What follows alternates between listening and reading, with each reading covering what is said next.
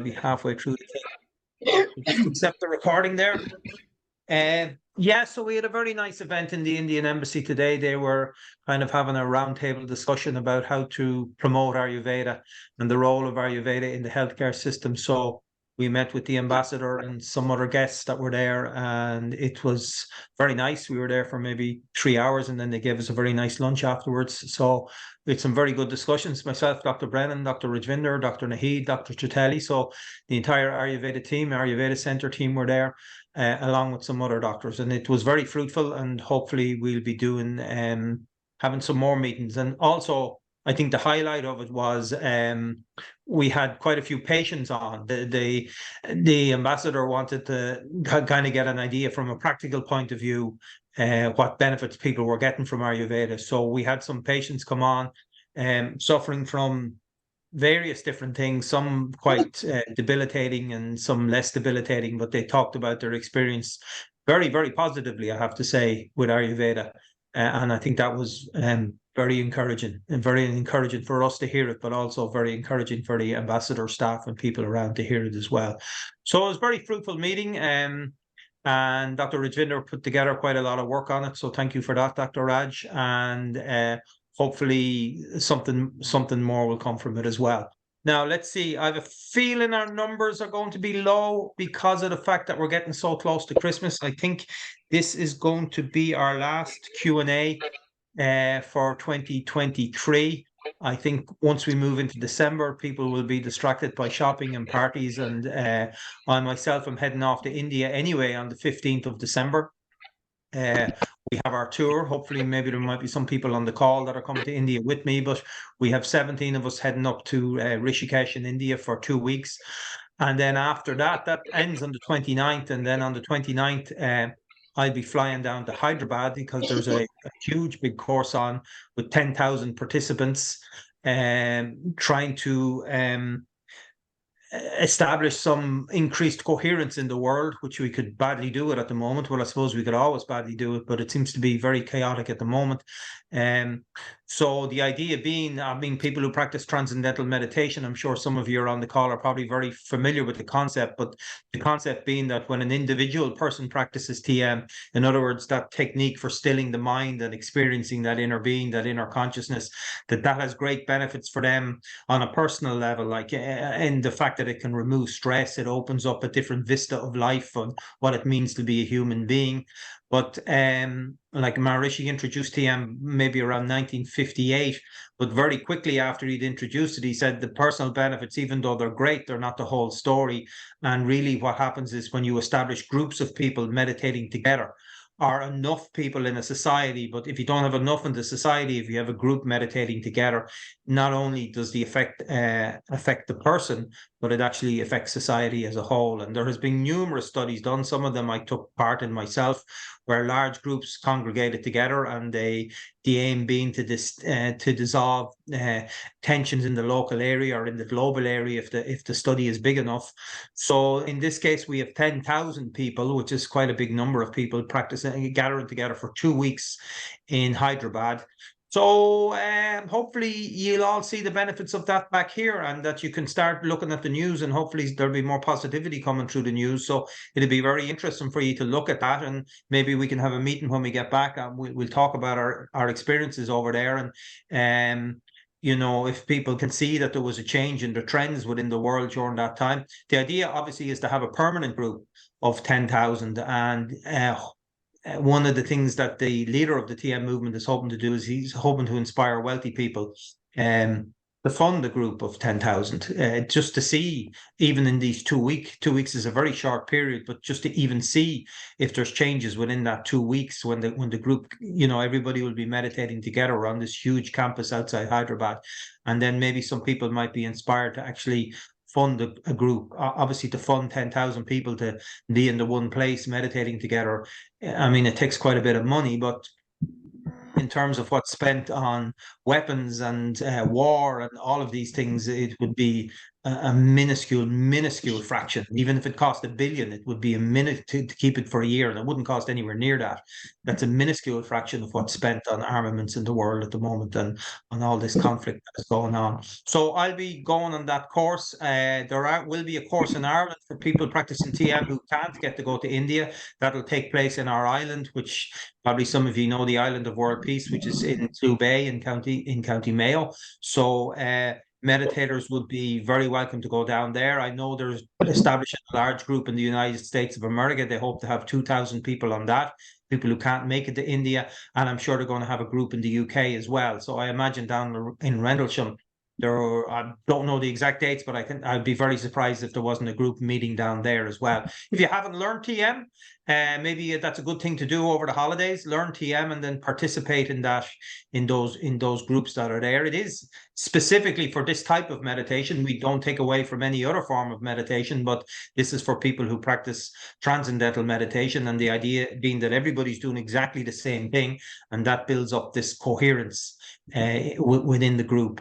So as I say, if you haven't learned TM, we always encourage people to learn TM. I've been practicing it myself since 1989. So I think Dr. Brennan learned way before that even. It's a very valuable technique. I found it very valuable myself. It's just for people learning, it's just 20 minutes twice a day where you sit down and get to establish some nice stillness in your mind.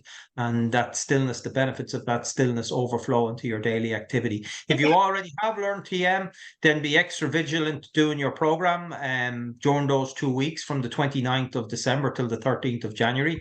Hopefully you'll be able to pick up on some of the positive vibrations we hope to be sending out from India, or even better still, go on a WPA, a World Peace Assembly in your local country, you know.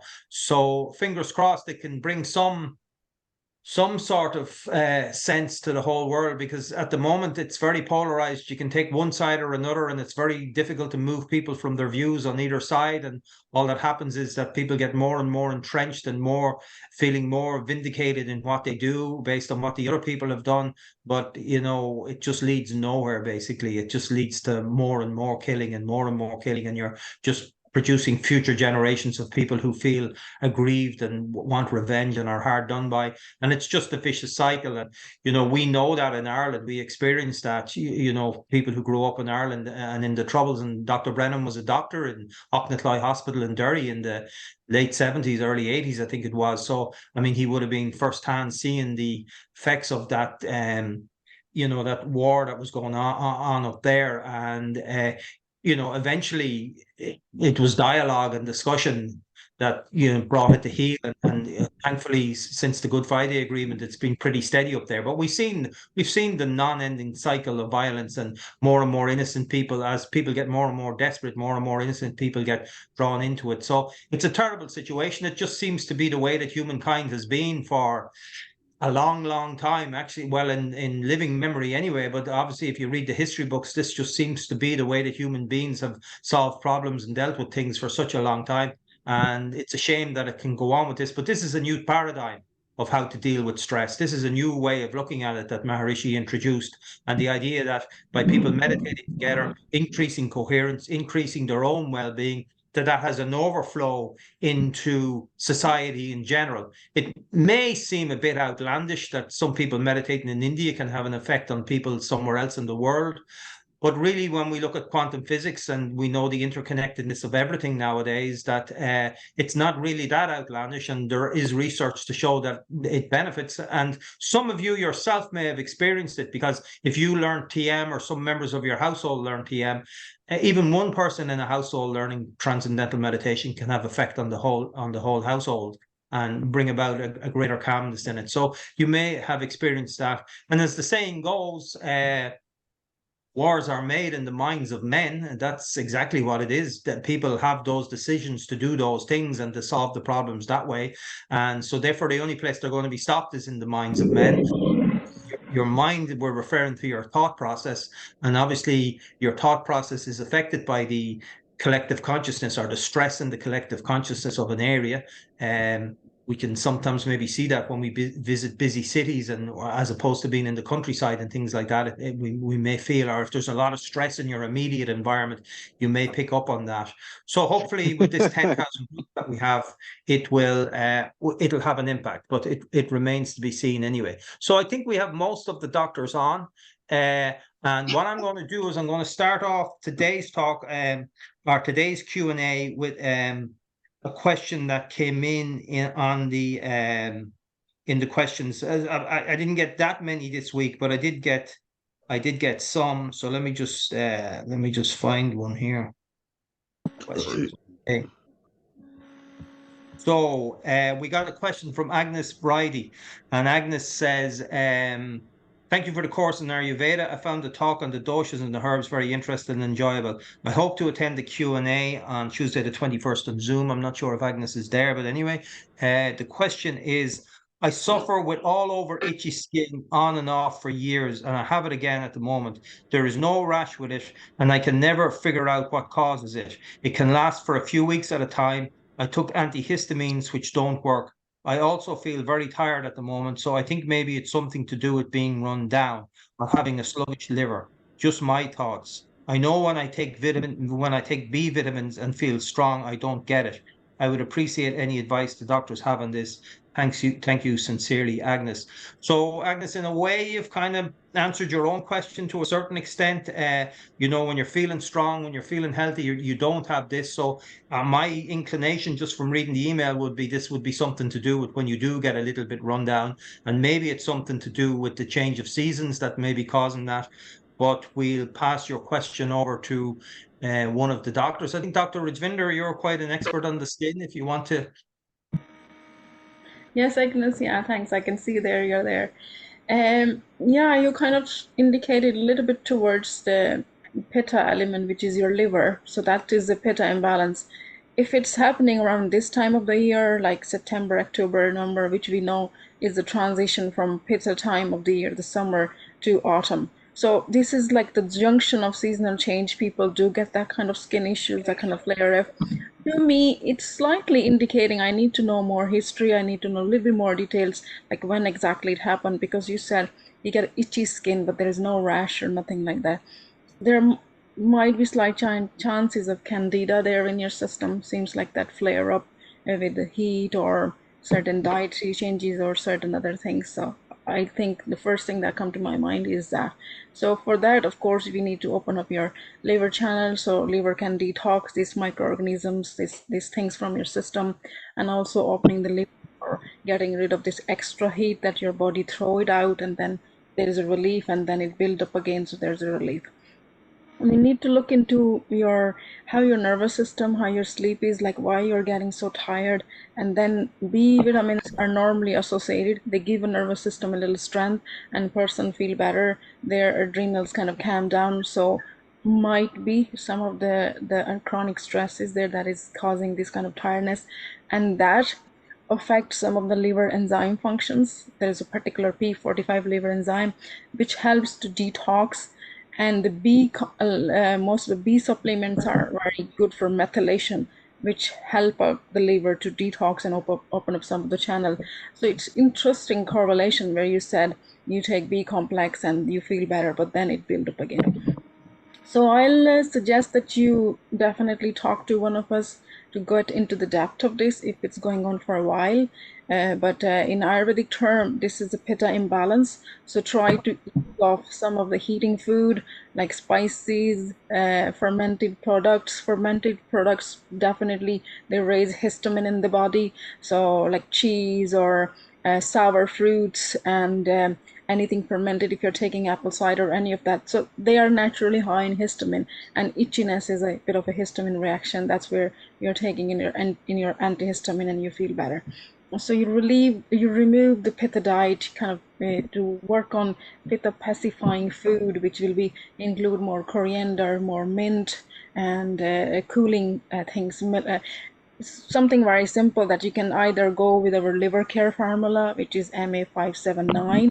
It would have very nice herb which help with the parasite, the microorganism, and also it will help to release some of this heat from your body. So that's something simple I can. Yeah, I think there's a lot of good information there. And Agnes, I think you've done our 7 lesson course. So if you still have the links, the third lesson is on pitta.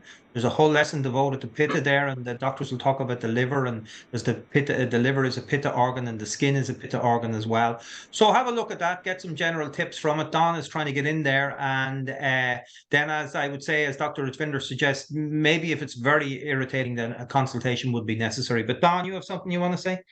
Yeah, absolutely. Because I'd just like to add to Ravinder's wonderful contribution there, Agnes, and to confirm again, I do think it would be very valuable for you to have the consultation.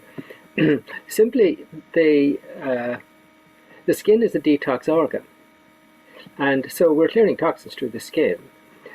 And then the whole essence of health comes back down to agni, digestive fire, which of course your digestive fire is inclusive of your digestive system, of your liver functions and your cellular metabolisms.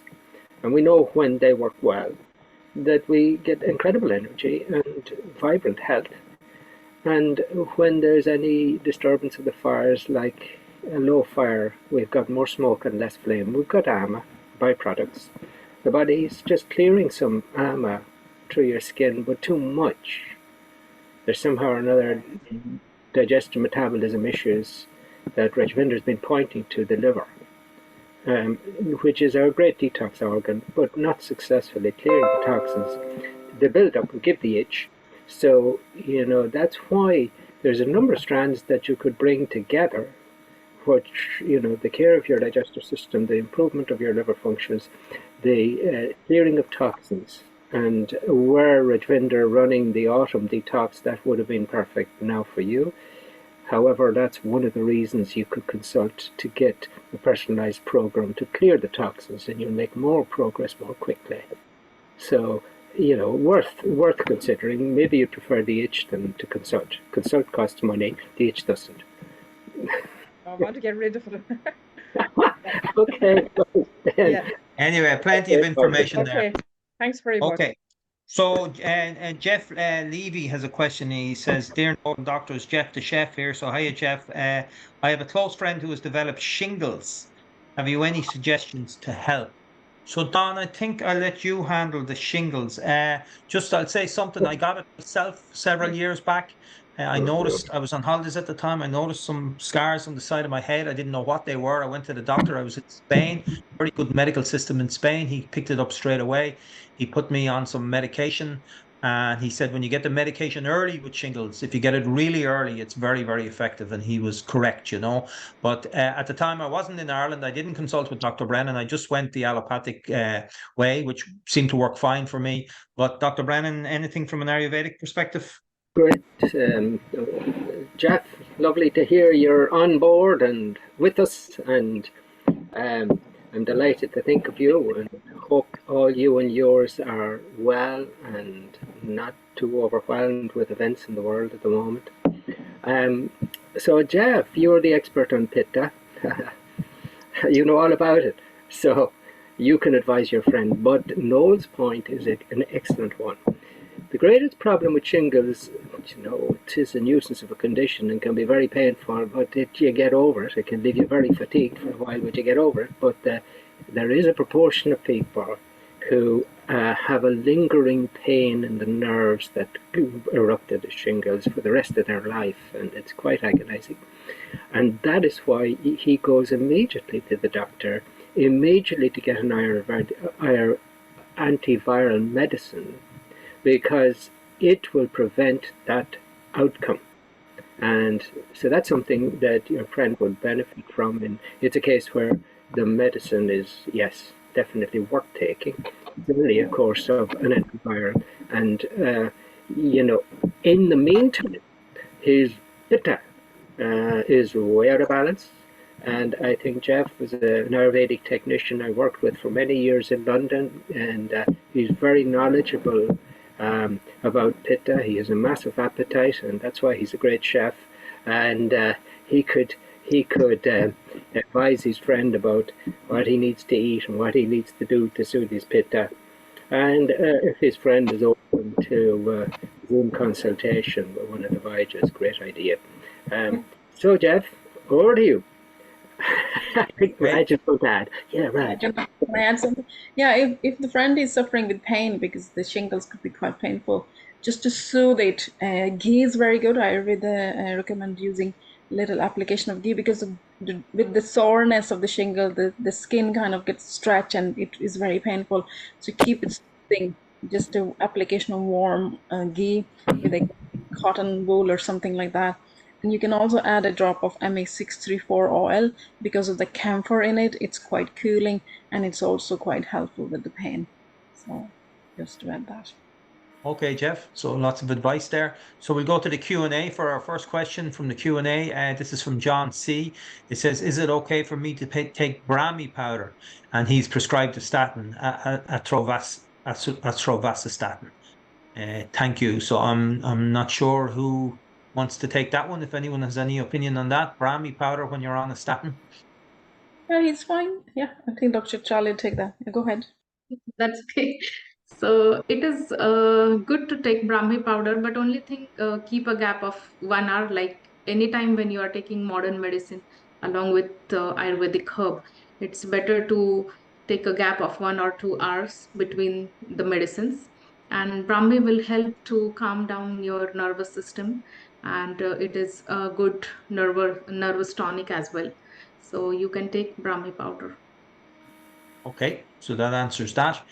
Gillian has a question. She said she's appreciated Dr. Zaravaja's view on a drop of castor oil in one's eyes at night to help with cataract forming and floaters, and as a nasal oil to help with deteriorating hearing.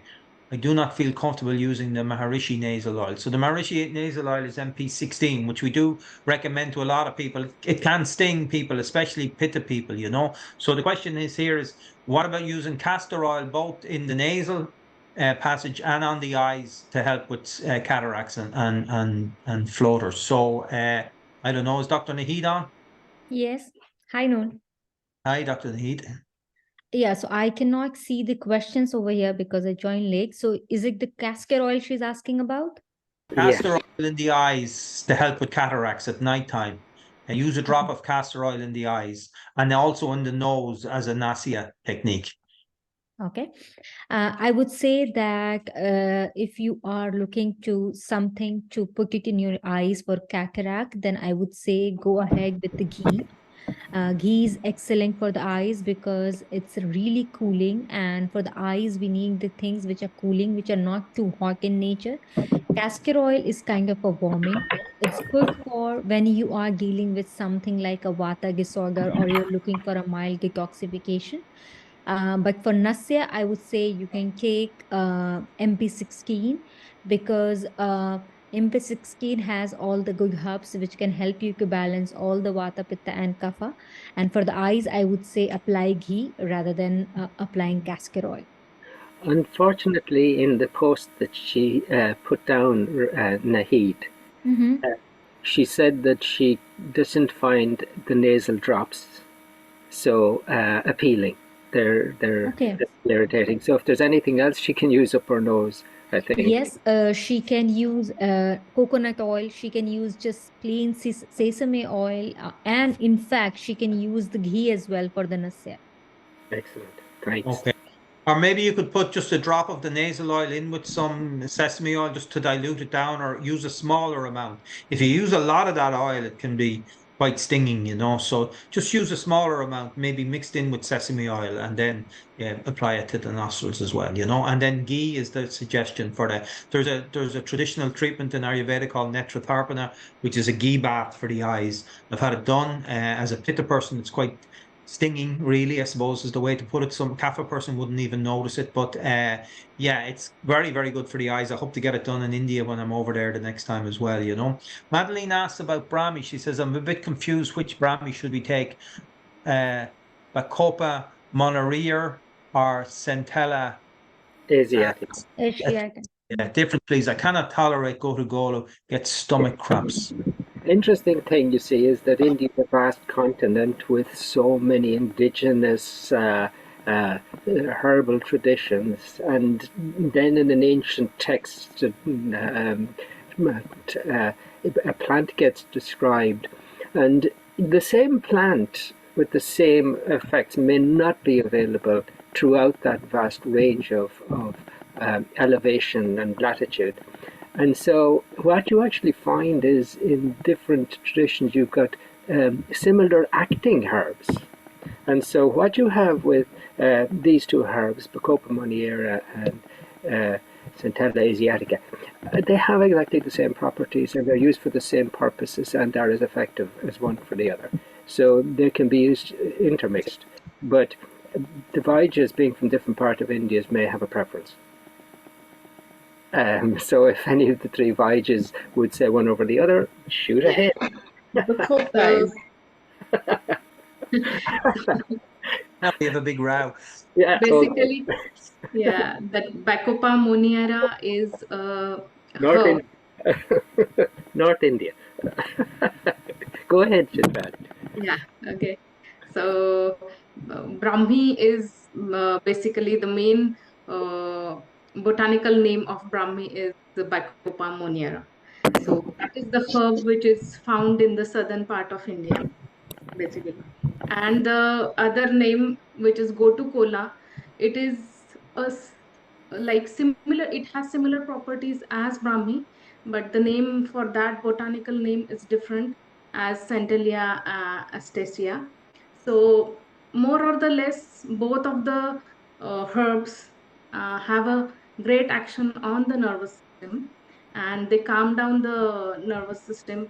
They are good for mind, calming down your mind as well. And maybe you cannot take Gotu kola. That's what you have mentioned, right? Yeah, that's what. Yeah. So the answer is obvious, really. Take the Yeah. Bacopa. So Gotu kola, basically, it is sometimes strong for some patients on the liver because it is slightly heaty. So Gotu kola might cause cramps in few of the patients. So maybe you can just continue with Brahmi as that is suiting you. Yeah. no, Any? but And are one you is Brahmi and one is Manduk Parni. So they are asking, should they use Brahmi or Manduk Parni? So I suggest to use Brahmi, which is Bacopa. Yeah, So Brahmi is Gotu better. kola, they can't tolerate anyway. So Yeah. yeah, so go ahead with Bacopa. Bacopa is mild, very gentle on the system, and doesn't really go. Sometime when you take them, depends if is it a powder form or is it a capsule form or is it a tea form. So the way you are taking that matter too. So it just if it's too hard on your system, you reduce the dosage, work with low dose, and take it with food, and then your system get used to it, and then hopefully you can cope with it. And take it under medical supervision. It's better to Yeah, take under medical supervision. yeah. Brahmi is always very gentle, which is Bacopa. Okay, Yeah. so that seems to be very conclusive anyway. Bacopa is the one to go for Madeline. Ayurveda is always individualistic anyway, so the other one, Gotu kola, gives you stomach cramps, so we don't go with that. So Madeline, just take the Bacopa. So back to the emails, we have one from Elaine Gardner. She says, "Hi, what can I take for tiredness? Been taking vitamin B, but it doesn't seem to help. I'm on blood thinners, so I need to watch what I take." So, so this is another one around tiredness. This is the second one around tiredness, you know. So I think Dr. Brennan suggested earlier on that very important that we get our digestive system correct. If there's tiredness in the system, it may be because we're not digesting the food properly. But any suggestions? Does anyone know Elaine Gardner?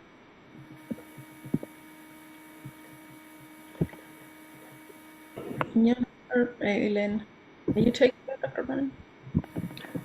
I'm sort of reading the Oh, ahead. all right. Okay. So it could be blood thinners. Elaine, I'm not sure if you start feeling tired around the same time as you started the blood thinners. They can make you a bit tired. So you need maybe a good multivitamin. If you're not taking 50 plus already, try that. Or just a good multivitamin to start with to nourish yourself a little bit better. And make sure you're eating well, you're sleeping well. So those are the other things that help with the tiredness. And iron levels are good because low iron level can also cause tiredness. Around this time of the year, because it's Vata time of the year, certain tiredness is expected. So if you are self-massage practitioner, do that. And a little nasya, draw 1 or 2 drops of nasya oil, that can very helpful with the tiredness. So it is your vata, so just need to look into your, because I can't see you in the video, so I kind of think it is a vata. So that's what you need to look after. And you can add a few raisins and like 2 or 3 dates in your daily diet, especially if you can soak it overnight and have it in the morning. They can help you with reducing your stress level and like making you feel a little less tired. Okay, that's a great idea. Dates and raisins, and soak them overnight if you can, Anna Carey says that global meditation that I talked about at start is like a deep collective prayer. Yes, Anna, I'd agree with that. Renu Shaw says, my 30-year-old nephew keeps getting pimples on his forehead. What would be the cause and how can he get rid of them and stop them from coming back? Well, the cause might be age in that case, that does maybe late teenage years, pimples can develop with people. A lot of people get it. But anyway, and Don, would you like to take that? I think we're back to Rajvinder's very eloquent explanation of liver function and skin and pitta. We're talking here about a hormonal influence, the teens, a young growing lad. But also we're talking about teenage years, which are, they have a 25-hour daily rhythm in their physiology, which causes them to go more and more late to bed and more sleep in. And so they go off the routine, and they also maybe experiment with food, whereas the parents were giving them great foods, they're breaking out. So yeah, his diet would have to be looked at, his routine would have to be looked at in order for a general balance, and then his specific issues regarding his detox systems, his liver functions, and his skin metabolism. So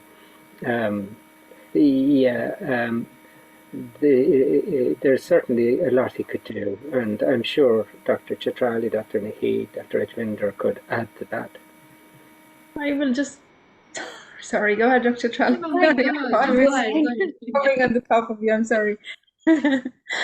I just simple think because he's a teenager, so they're very hard one to do. And you've got one at the moment. That's why I was smiling. Herbs or anything. So just simple thing that you can do is get the Radiant Skin and ask him to crush the tablets and mix it with little rose water and put a mask on the pimples and not touch it, because the thing with the teenagers, they just keep picking, and they keep spreading it, and they don't really listen around it. So I think if you can just, if there is a pimple, just take the Radiant Skin, crush it, make a mask from it, and just apply on the pimple and let it nip in the bud, and hopefully it won't. And if you can take the Radiant Skin and maybe 2 tablets before going to the bed, that will be a bonus. Yeah, that's a wonderful advice by both of them. And I would like to just add into that, anyways, it is a pitta phase of life. And maybe you can even ask to check if he has any dandruff or anything. So that might also cause sometimes pimples over the forehead. So, and even if he's getting frequent constipation, so that also should be rectified. So maybe just check on that as well. And the other things like radiant skincare and liver care, yeah, that will help. And a simple measure, a simple skincare routine that if he can wash his face before going to bed, that can help a lot to remove the excess oil from the face, and it will help also to like clear up the pores, and there will be like less production of more acne. And I hope everybody on the chat box now is listening and recognizing the value for their next life of choosing a Vaidya for a mother. Yeah. Make that one of your wishes. Okay, so lots there, and that's advice from all of the doctors. Really gave something in on that one, So Anna Carey has a question about honey. and I was gifted with a huge jar of raw local honey, but I've gotten myself all tied up with all the Ayurvedic principles on the correct ways to consume honey. But the doctor shed some simple light on honey usage. What are the best ways to take honey? What is the story with honey and ghee, not equal weight or volume? Can I top hot porridge with some honey, or is it still too hot for honey? Oh dear. Or simply, what are the doctor's favorite ways to take honey? Well, I think one of the main things about Ayurveda says about honey is that we don't heat it very hot, because Ayurveda goes on at length about the sattvic qualities of honey. It's considered to be one of the great foods, one of the great sattvic foods with great qualities, along with rice and some ghee and things like that, you know. But at the same time, it says if it's heated to a very high degree, it actually becomes toxic. It creates ama in the system. So one of the important things, whether it's raw or local honey or whatever, just how it was extracted, because a lot of commercial honeys are extracted using heat. They actually heat the honey to extract it. So it's better if it's cold pressed. In other words, if it's removed without the use of heat, you know. I think then basically we don't use it in cooking, would be one of the things. We wouldn't put it in an oven or anything like that. I don't see that there would be a problem putting it on some porridge. I don't see that there'd be a problem mixing it with some, you know, tepid water. You know, ginger, lemon, honey can be very good when we're having a cold. But however, I know Dr. Brennan is a great exponent of eating honey and taking honey, because he seems to be always getting honey off me. So, Dr. Brennan, why do you take it? And it's a very good quality honey you have, which is why I get it off, you know. Okay. Have to get it especially. I mean, you remember you going out to Greece to, you know, check it all out, and Spain, you know, actually, but yeah, Spain. yeah. So Okay. yeah, well done. It's lovely Yeah. honey. The truth there is that if you're going to heat honey, you're going to destroy it. So you don't want to destroy when you've got such a wonderful product. So nothing above your own body temperature. You can always put your finger into whatever you're going to, with a drink or whatever you think to put it in.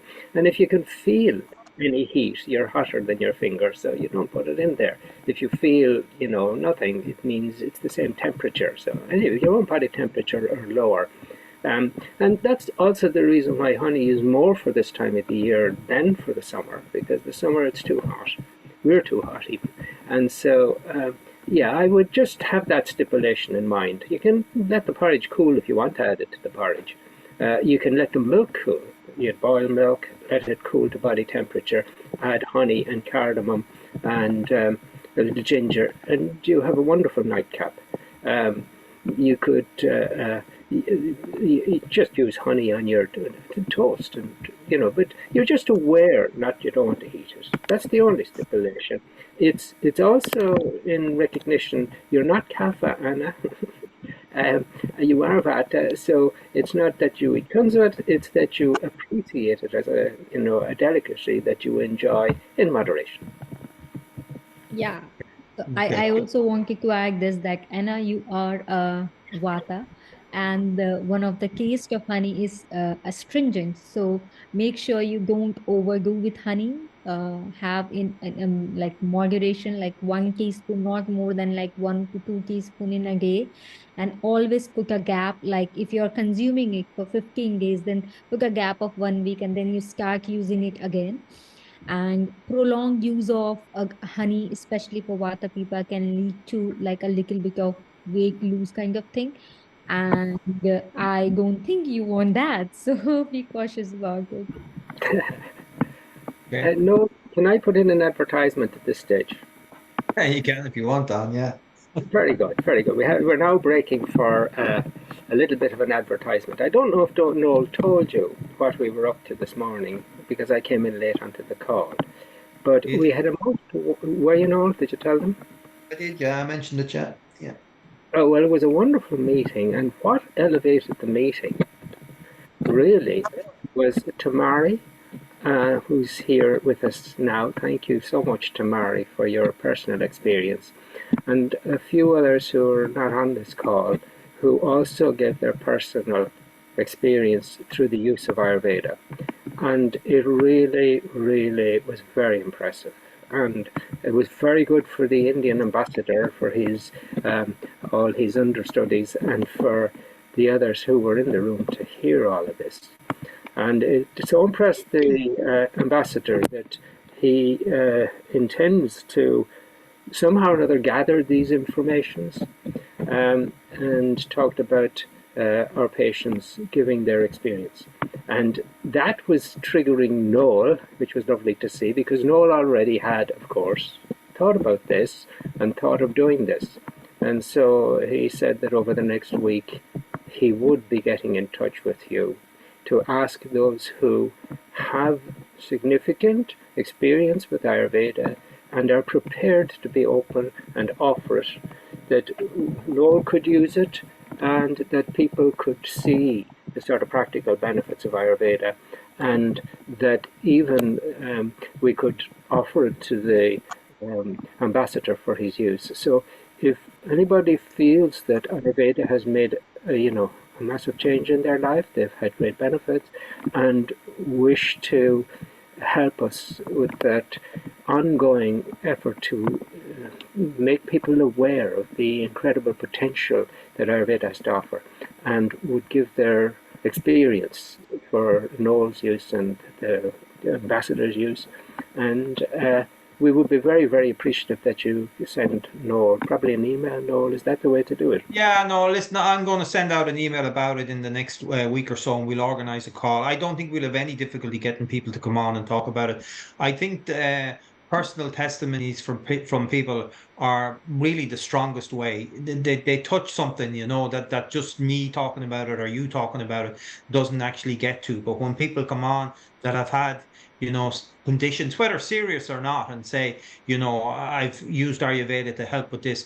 I mean, it's very, very powerful, especially people who have very debilitating conditions. It's a very powerful. It's even to me better than scientific research. It's even better to me than saying, well, there's a paper here that shows that this, that, or the other, because people have scientific research on everything these days, and but an actual human being talking about their experience. Very powerful way of promoting Ayurveda. We did do it on some of our courses. We have had testimonials. I know Tamara gave us one on the course that we did, and it was brilliant, But I just want to put together a general one for people who have experienced great benefits with Ayurveda. I don't want anybody to feel coerced into it. I want them to feel only come on if you feel very strong about it.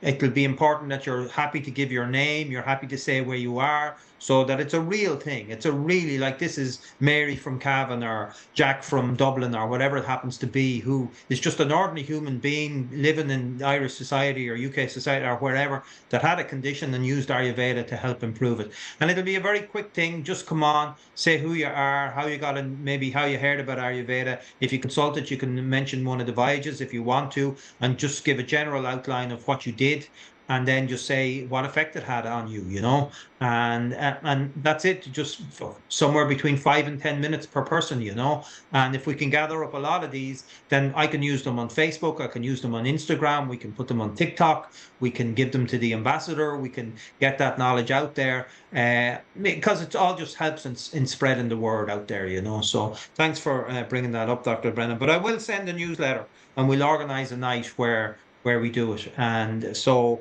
I'll keep everybody informed about that, and it'll be a great way to help. We probably won't use it until the new year, but it'll be a great way to help, launch Ayurveda for the next year, So we go back to the emails now. There's one from Ida Evans, who I think Don, and Ida says, does MAV, Maharishi Ayurveda, have any general advice on prevention or treatment of cold sores?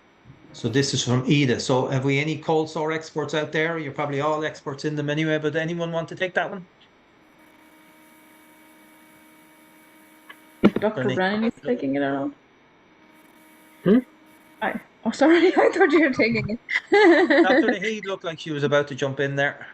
I just suggest maybe something with propolis and aloe. That kind of ointments are available out there. And lysine, people deficient in lysine, it's a kind of a supplement easily available. You take that if you're someone you get recurrent cold sores. Sorry, you said aloe vera gel. Was that what you said? Propolis, the bee propolis and aloe combination of lip balms are available. So there are creams. Even the acyclovir, which is antiviral, typical antiviral medical medicine for this, the creams are available if it's bothering you too much. but the natural will be propolis, the bee propolis. Even you can get tinctures of bee propolis, so because they are quite potent antiviral and antibacterial. So just kind of use a little bit in water and wash it with a little cotton or something like that. And you can get lip balms like aloe lip balms or beeswax or something to keep protected. So those are the simple things that you can take. Again, you need to look into your digestion. It seems like Pitta person. I suggest regular use of avipattic or churna because that's a very mild and gentle purge or cleansing your small intestine, and that keep the Pitta out of your system if you're prone to cold sores. And same for other people who are prone to Pitta issues. Avipattic is very good. Thought I had a jar of bee propolis there, but I don't. It's just the pollen that comes off the wings when the bees come back into the hives, and it just falls. You can also get a tincture. You can also get a tincture. In the tincture, yeah. The ointment, the balm. Very interesting. Would it be a sign of being run down? Would it be a sign of being a bit run down? Oh yeah. Pitta imbalance, and yeah. If you are quite stressed and not sleeping very well, of course your immune system is trying.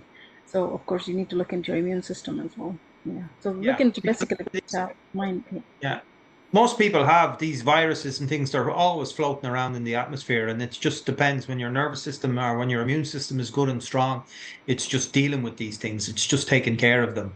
But if it gets weakened for some reason, if something happens that causes it to be weakened, like the bad news is, I think, I'm not too sure the exact figure, but if you go out on the nights drinking, I don't know if anybody on the call here drinks, but if you go out on the nights drinking, your immune system is suppressed by an incredible amount the next day. I think it's well over 50% depletion in your immune system the next day. So then, it takes a while for it to build back up. And, if people get too cold or they get very wet or too cold, it can, then the immunity is used fighting all that, and then something else gets in.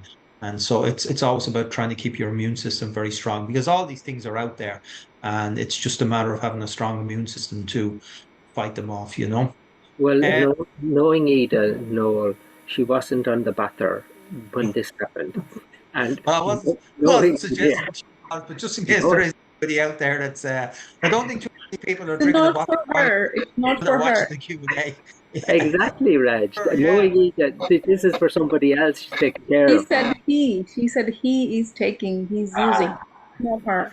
Okay. Yes. Yeah, so you never know. But anyway, that was just one example anyway of things that can deplete your immune system. Okay, so we have Anna Carey is back with, I have a question on cooking with buttermilk and yogurt. I'm thinking of beloved soda bread, and also thinking of many traditional Indian dishes that use buttermilk or yogurt in the direct cooking process. I already understand that heating would destroy the probiotic qualities, but apart from that, what does Ayurveda say about cooking with these foods and combining them in savory meals? Personally, I enjoy buttermilk unheated as lassi post-meal, but I am curious still.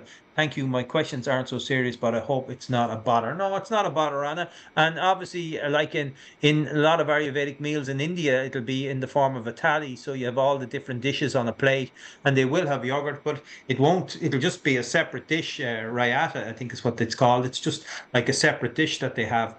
But Rajvinder, I'll put that one to you. You do a lot of our cookery courses, so cooking with buttermilk and yogurt.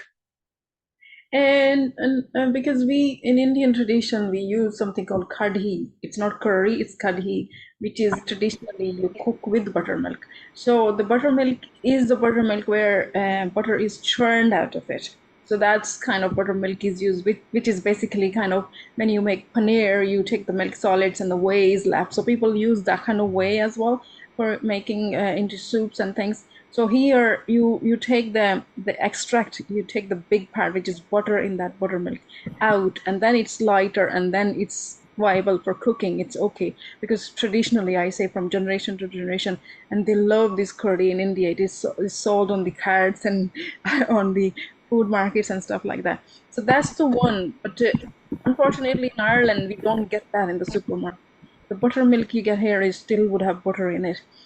So yeah, so people, yeah, that's the hard one. So you don't really cook with the yogurt. I know in lots of recipes nowadays, restaurant people add yogurt and cream and this and that, but Ayurveda does not recommend that. If you want to follow strictly Ayurveda, then you don't cook with yogurt, you don't cook with your food and stuff like that. But if you can churn the butter out of it, whatever is left, which is known as lassi, buttermilk is a different thing. It still have butter in it. That's why it is buttermilk. And lassi is the butter is out. So you use lassi in the cooking.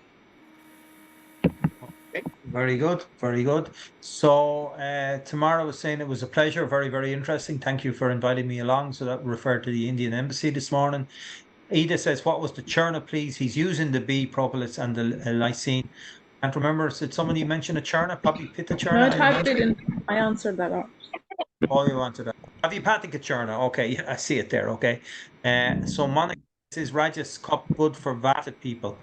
I would imagine it is possibly a lot better than coffee, that's for sure. But if anyone, like Dr. Don, you know quite a lot about Rajas cup. If you want to say something about it. Absolutely. I'm after just finishing a big cup of it. It's a very good drink. It's a very healthy drink, and it contains ashwagandha.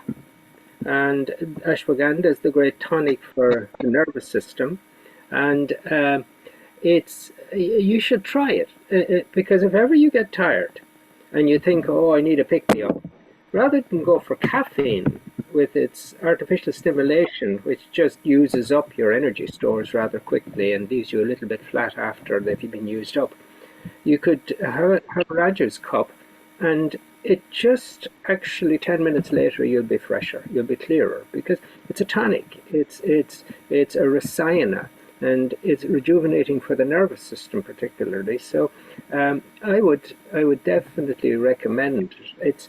It's not an acquired taste, but people often start with too much in the cup, and it's too strong. Like too strong a cup of coffee wouldn't be very tasty.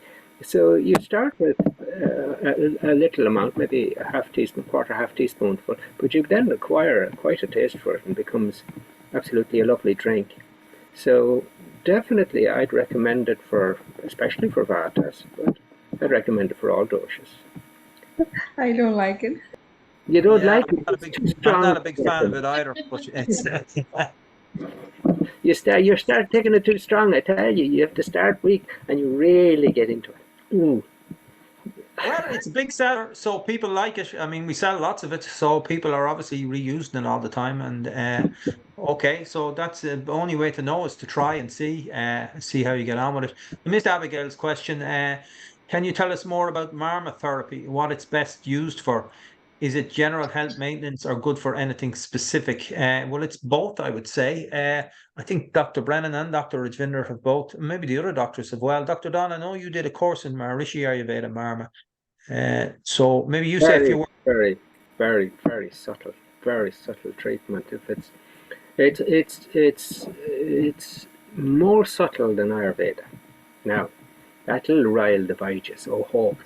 But it is, because Ayurveda deals with the whole field of consciousness from the paradigm and perspective of our material reality. It exists in bodies as we see it, and Ayurveda explains how the body is a precipitation of underlying fields of mind and of emotion and of underlying fundamental beliefs and most profound beyond that consciousness, and how it all expresses, and how we can recognize all these various layers in the herbs we use and the experiences we choose, and how through the whole field of the universe perceived from this level we can create balance. But other Vedic science come in at deeper levels and deeper than Ayurveda from that point of view would be the concepts of yoga, because they're coming in at the level of mind and they're using various approaches to still the mind.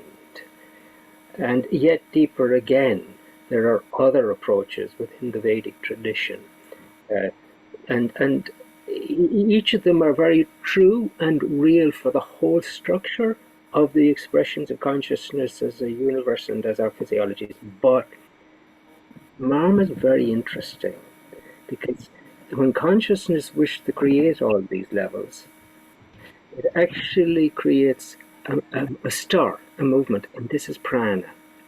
And it is prana that causes consciousness to materialize as mind and subsequently as the physical structure, and it animates the whole physical structure. It is prana that becomes the various vatas and then unfold the pittas and kaphas, and everything is really guided through prana. It's a whole life force. And marmas directly access vital points all over the body where prana is manifesting and materializing and controlling, and with a very, very subtle, gentle, loving their touch. That flow of prana is integrated to create a very powerful influence from a deep level of healing, and so it can be used as a treatment, as a prevention. It's a beautiful treatment, very subtle. I'm sure Edvinder and other Vajas, through their own experience, can add to that. But the difficulty is to... Again, it's depend which part of India you're from. Because it is the technique that Dr. Brennan practiced. It's very good for overall general health to maintain the prana and grounding, because the technique is very, very gentle, very kind of soft touch. And then the technique I do is deeper.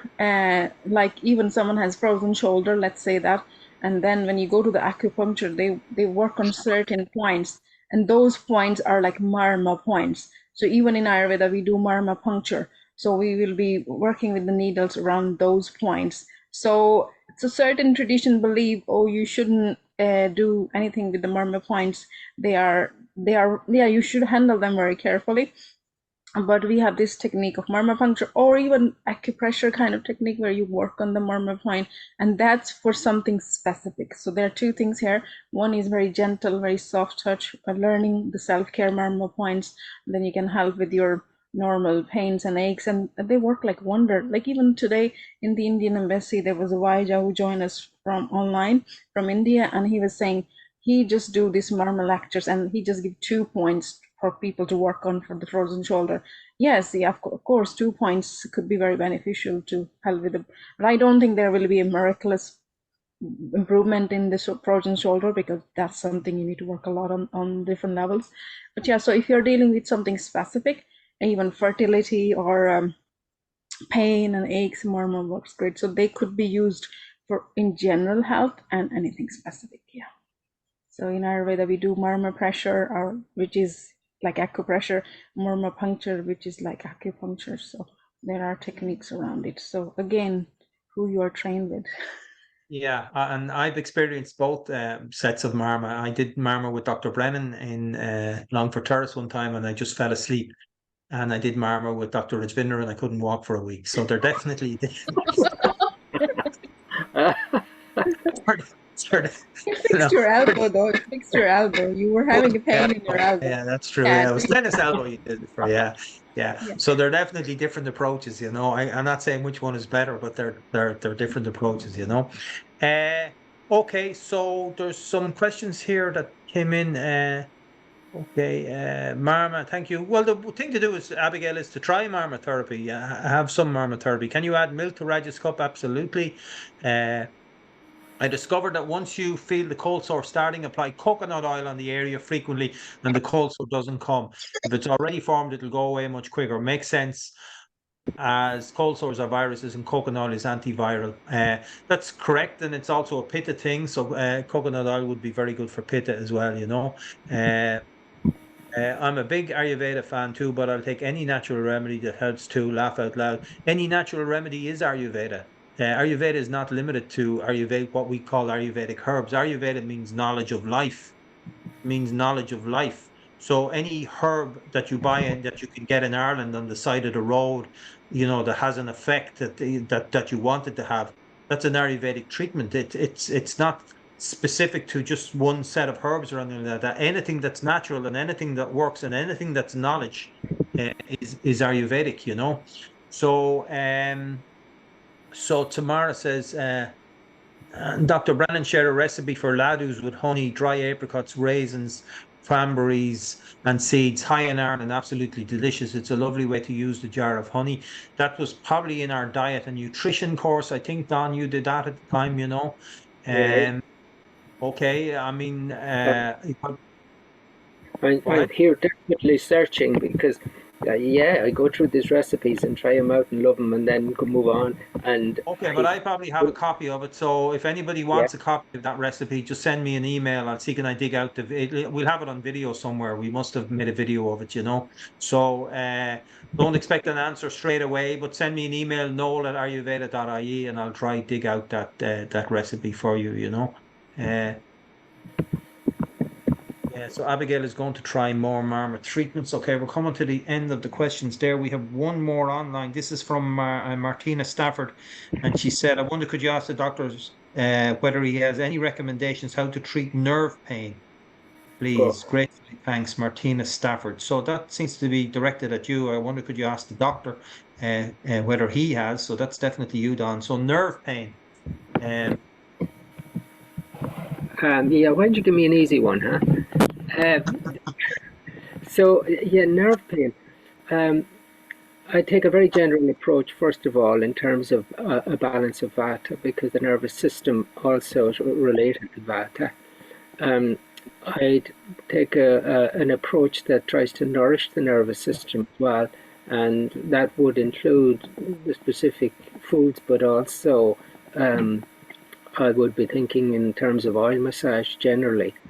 And I think ghee is a very good substance for the nervous system generally to use in cooking or to add to food. And then we do have specific herbal for the nervous system, which is 1674, I think, MA 16 Regen Nerve, and I would be using that regularly. And then I would remember the inhalation oil, the MA64, to apply, and you know, adding it to a little bit of oil that would help its absorption could be soothing, you know, to apply as needed for the discomfort. I find it challenging because, you know, in medicine you'd have morphine, you'd have all these very powerful drugs to kill pain. You know, whereas I don't find that our herbs that we have available in this part of the world are as effective as painkillers. But I'm sure the Vaidyanas, again, can enrich my perspective with their insights. I see Rajvinder. Ayur defense could be very good. Ayur defense because of echinacea and endographics, all kinds of herbs in it, which are kind of good anti-inflammatory, because basically it's the inflammation in the nervous system. So with strengthening with the regen nerve, you need to combine anti-inflammatory with it, which I think Ayur defense could do a wonderful job. So combine both together. And it could be pitta thing. If it's pitta or vata, you need to reflect on that. If it's a vata, then definitely regular abhyanga with sesame oil mixed with few drops of 634 oil that Dr. Brennan said, or even joint soothe oil because it has camphor in it, and camphor is very soothing. And then intake of avipatika churna that I said, that's gonna cleanse your system in a very, very gentle way. So these things can help. Which is interesting, Raj. Thanks for that, because, you know, if you have pitta pain, the characteristics will be very sharp and hot and burning. If it's a kapha pain, it may be more a throbbing, chronic, aching. If it's a vata pain, it might be erratic and fluctuating. Comes and goes, yeah. I think if it's severe enough, the person should have a consultation with one of the doctors. Yeah. Anyway, Tamara says it was in the last Q&A. I think that's referring back to the Laddu recipe that you gave, Don. So if it was in a Q&A, I wouldn't have a copy of it. But anyway, we'll see. I can take a look for it later on, you know. Abigail Rose says, when putting oil on your ears, should you put it in the ears? How often can you do that? Is every day okay, or put it in the ears, or more on the bony part of the ears every day and only occasionally in the ears? So certainly oil in the ears would be used as a treatment for tinnitus and things like that. A while back, I had some sort of a niggly throat issue that just wasn't shifting on me, and Dr. Rajvinder told me to put MA634, which is quite a strong oil in my ears. I was kind of reluctant to do it, but I did it, and Not putting it like that. There's a way to do that. I'm not recommending. I just put a little drop on my finger and just put it in. Yeah. Something, yeah. So that's the bony parts. So if you're putting as it drops, then you need a carrier oil. But there is a reason why would you putting inhalation oil, or why you would be using other oils. And I think as well, a little bit. Referring to the sesame oil during Abhyanga. Sorry, Don. Just the sesame oil during Abhyanga.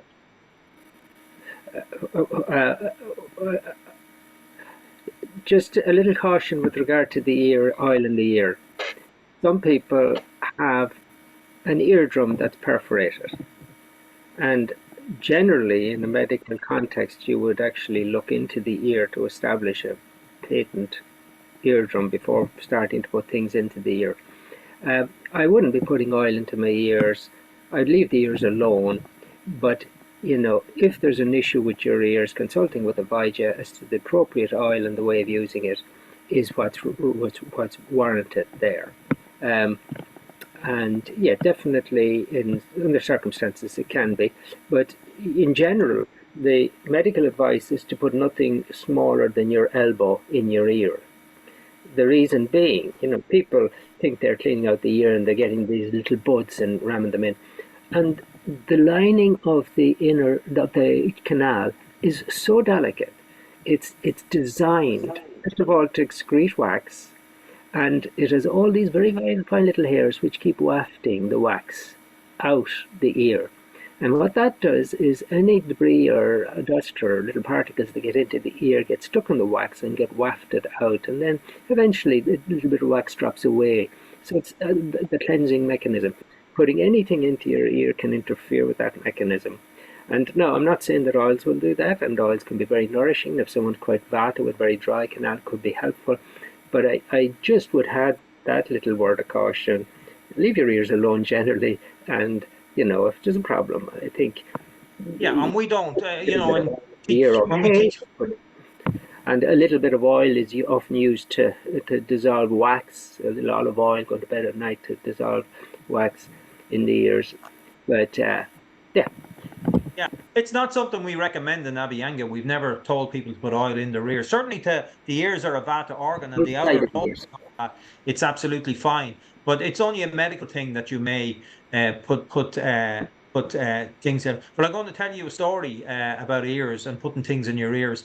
And the first time I was in India, which is probably 1993, I went to Delhi, and I went into the center of Delhi, a place called Connaught Circle, which is a beautiful part of Delhi built by the British, and there's a green in the middle of it. I think I was with a few friends at the time, but we were sitting out in the green, and this guy came up to me and said, "Would you like your ears cleaned?"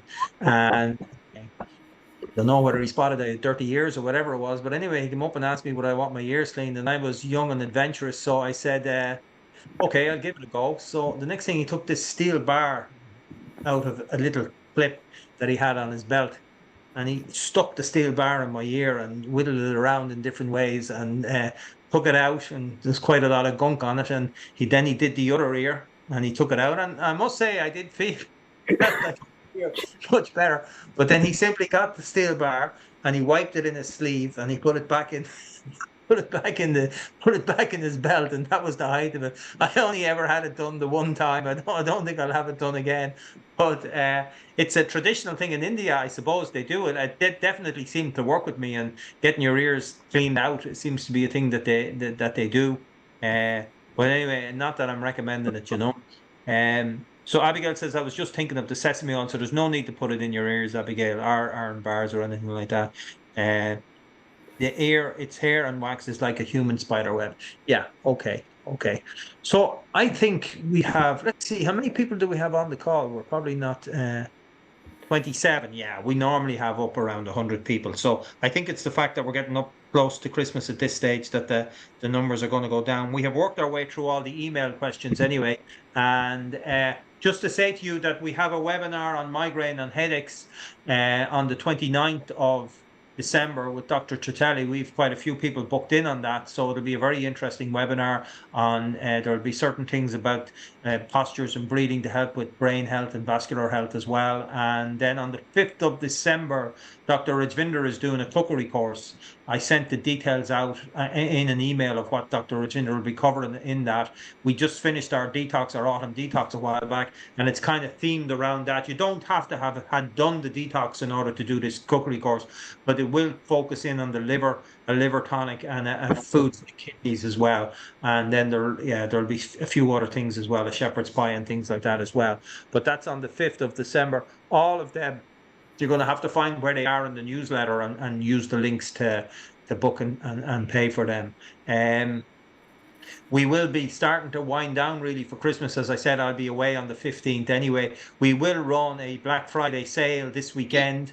I'm not going to call it a Black Friday sale. I'm going to call it a Bright Friday sale. And we'll be doing a sale over the weekend. So I'll send out some details about that. I think we have Black Friday and Cyber Monday. We celebrated Ayurveda Day today, International Ayurveda Day today, which was officially on 12th of November. So call it Ayurveda Day. Yeah, I think that's a much better thing. Yeah, we'll call it Ayurveda Day, and we'll call it Ayurveda Day. So we'll do that over the weekend, you know. And yeah, that's it. We'll put a recording of this up on our YouTube channel so that people can go back over it, and we'll send it out. I'm sure we'll get a lot of people looking at it later on. And the other thing is that our 7-lesson course, we talked about that today with the ambassador, because, you know, that's a fantastic course for giving people a very, very comprehensive introduction to Ayurveda.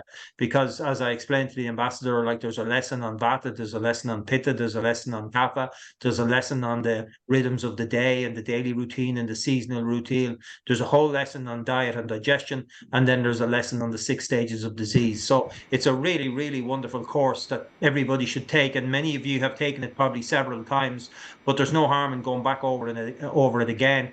If you did it but you can't find the links, just send me an email and I'll send you the playlist and the entire playlist, and you can just go through it again over the Christmas time. We hope to run our self-care course again on a new format in the new year. We'll be coming back with a new format, and we do hope to be doing self-care days again as well, where we get people in, because those self-care days we did on the last course, I think we had nearly 100 people in the Malden Hotel, and they were very, very useful, and it was great for people to get together and come together. And as Dr. Brennan mentioned, I will be sending an email out. We'll make a promotional video for people to talk about Ayurveda. I really only want people who feel quite comfortable about coming on, who are happy to, you know, sometimes people, and I completely understand, may not want to go on a public format about some sickness that they had, and that's fine. We wouldn't put pressure on anybody to. But, you know, again, the opposite of that is maybe people feel, well, here I have a solution that people don't know about, and I want to get it out there to help stop people suffering, and they're more than happy to come on and say a few words about Ayurveda. So I will send out a newsletter about that, and maybe next week we'll try record something. Maybe we'll just take the first 10 people that come on, and then we can make more videos later on, you know. So that's great. Antoinette Flanagan is on. I see Gaurav Mahagat, and I see John Shields was there as well. John Shields is a friend of mine from Dundalk. I haven't seen John in a while, so it's good to see you on the call, John. And okay, and a big thank you to everybody that came on the call. A big thank you to the doctors. They were all working today at the Indian Embassy, and they've all come on this evening as well to share their wisdom with us.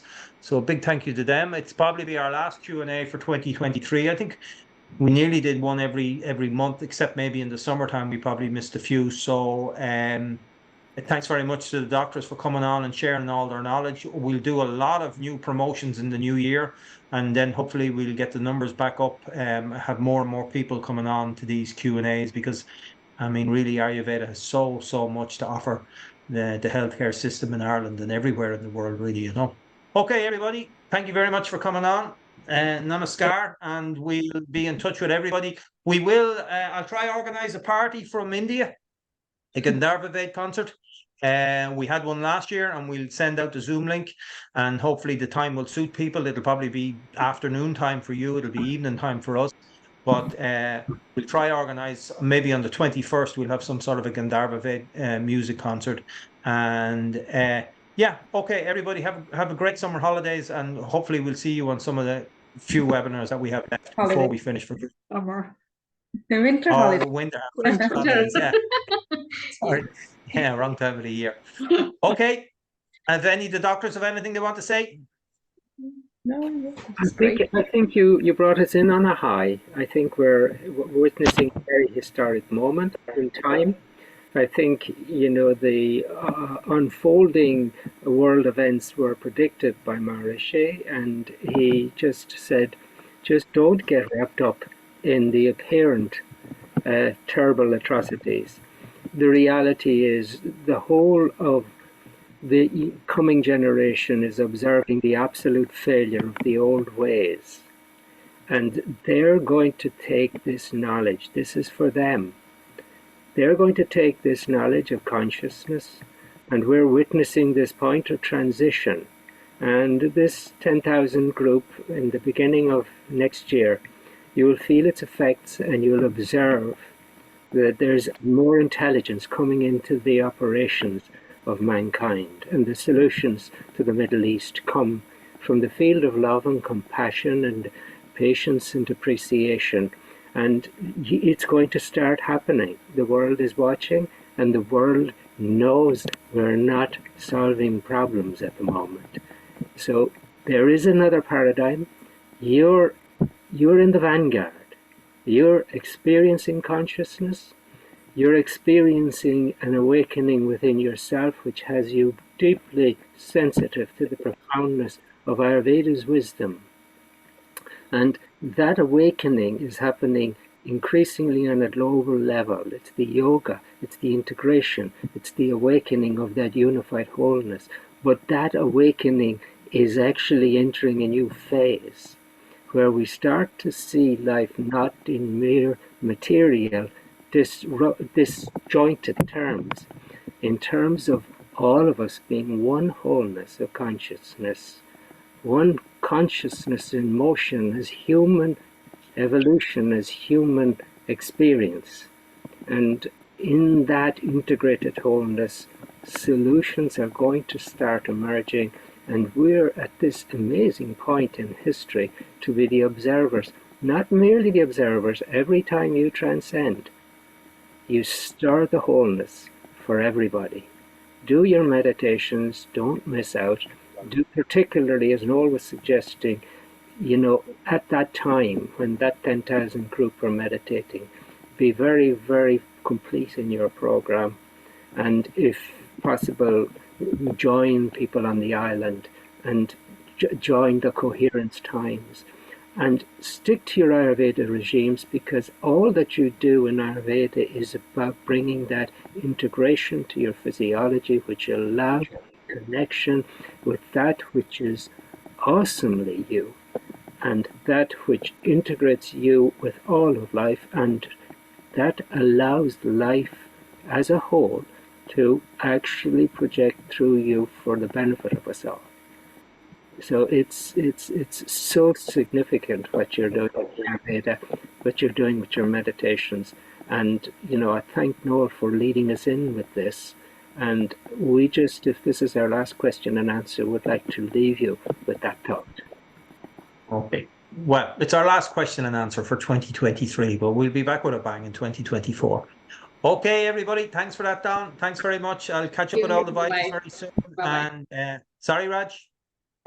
Just nothing. I just said thank you for all of your continuous support from last couple of years, and especially 2023. It just flew away so fast. So thank you, and have a wonderful time over Christmas if you celebrate. And yeah, have a lot of rest. Take it easy.